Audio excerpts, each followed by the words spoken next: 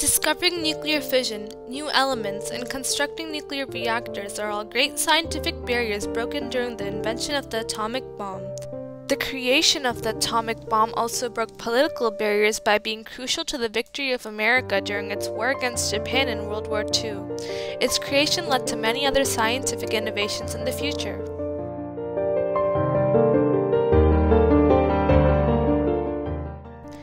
Many different barrier-breaking works by eminent scientists such as Albert Einstein, Lise Meitner, Otto Hahn, and Fritz Strassmann led to the creation of the atomic bomb. Albert Einstein discovered the equation energy equals mass times speed of light squared, which helped to break the barrier to discover nuclear fission that was needed for the atomic bomb. Lise Meitner, Otto Hahn, and Fritz Strassmann took into account E equals mc squared, and with that they discovered uranium fission. Führer Hitler was already set on invading Poland. To avoid attacks from the USSR after the invasion, Hitler negotiated with the Soviets and eventually agreed upon the terms of the German-Soviet Non-Aggression Pact. And so, on September 1st, 1939, Germany invaded Poland and succeeded. After the invasion, France and Britain, allies of Poland, declared war on Germany. World War II had started. There were two factions during World War II. First were the Allied powers. The main countries in the Allies were the USSR, America, and Britain. The main countries in the opposing faction, the Axis powers, were Germany, Italy, and Japan. During the war, America had been neutral until, on December 7, 1941, America's navy was attacked by Japan. Due to this, America's neutral stance was over. America declared war on Japan, thereby officially joining World War II. In 1939, Leo Szilard and Albert Einstein, two leading scientists at the time, had predicted the war. On October 11, 1939, FDR found himself the letter that foretold the threat the Nazis posed. But the letter also talked about something else, the possibility of a weapon so powerful that it could end the upcoming war, the atomic bomb. Roosevelt read the letter and took action. He placed Lieutenant General Leslie Groves as the overseer for the entire project, which now goes by the name the Manhattan Project. Vannevar Bush, an American engineer, organized the scientists and funding for the project. Robert Oppenheimer was an administrator for the laboratory in Los Alamos.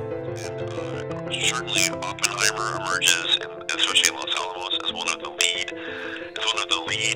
people in the kind of leading the physicists, part of, one of the ones that designed the weapons. Then were the scientists employed in the project, such as Hans Bethe, who aided in making the designs for the plutonium and uranium bombs. Enrico Fermi is extremely important, for he designed the first reactor.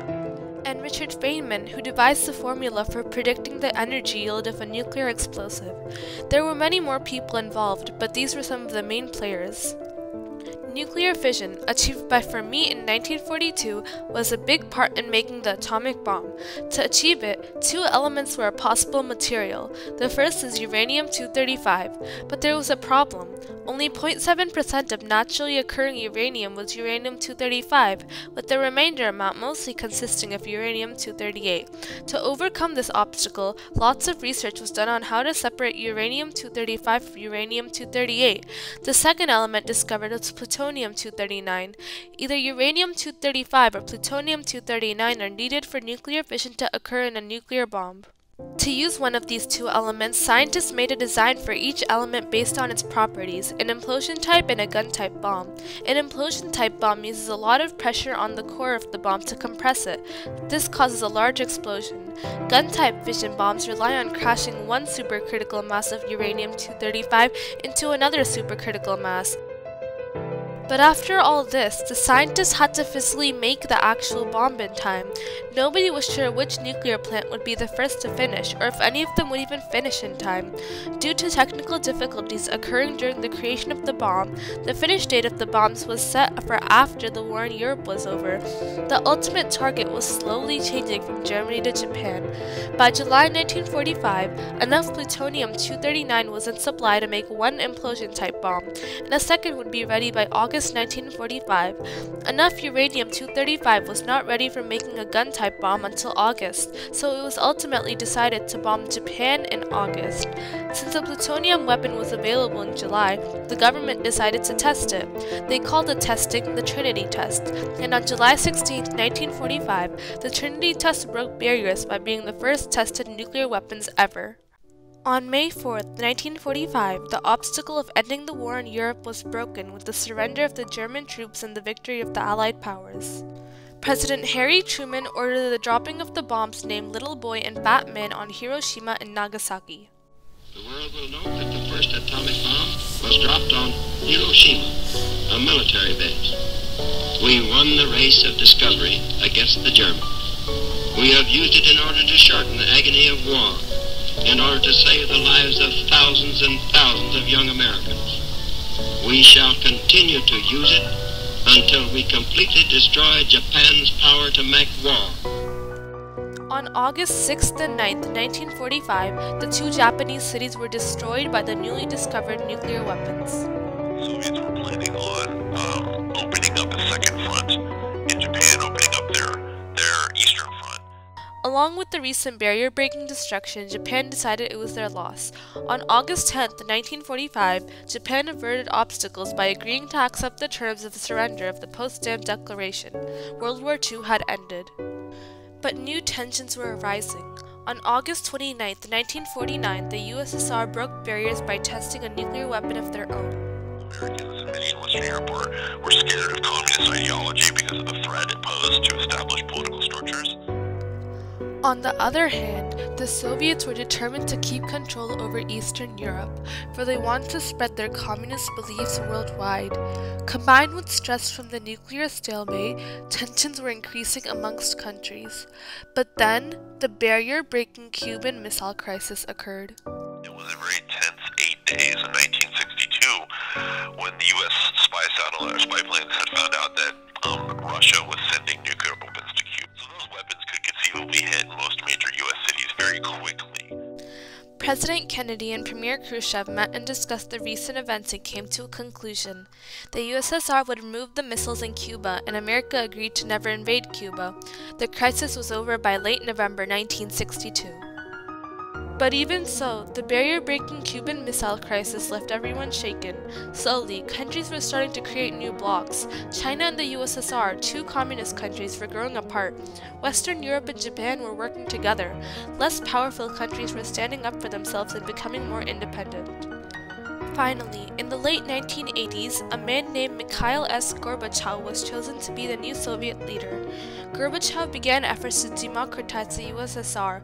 This caused a barrier-breaking power shift from the Communist Party to the republics. In 1991, the USSR collapsed and left 15 newly independent nations in its wake. The Cold War finally came to an end.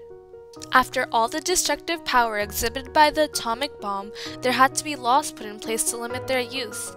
First, in 1963, the Nuclear Test Ban Treaty signed by America, the USSR, and the UK broke barriers by banning all testing of nuclear weapons except for those done underground. The second treaty was the Nuclear Non-Proliferation Treaty signed in 1968 by every country except India, Israel, South Sudan, and Pakistan. The Nuclear Non-Proliferation Treaty broke barriers by stating that countries without nuclear arms were not allowed to create them, but countries that already had them could keep them. But other than the laws made to prevent nuclear weaponry, there are also many innovations that were discovered due to the making of the atomic bomb. First, radioisotopes, which are mostly produced artificially from nuclear reactions. They removed many obstacles in the medical field with their versatile uses in medicine, such as for radiation treatment or for diagnosing diseases. They can also be used in agriculture for research and preservation. Another barrier-breaking technology is nuclear power. Nuclear power is electricity generated from fission in a nuclear reactor. The Manhattan Project was a story of bonds and people working together. Without the many people who helped, the atomic bomb could have never come into existence. The war-ending bomb caused many deaths, but it also put an end to World War II.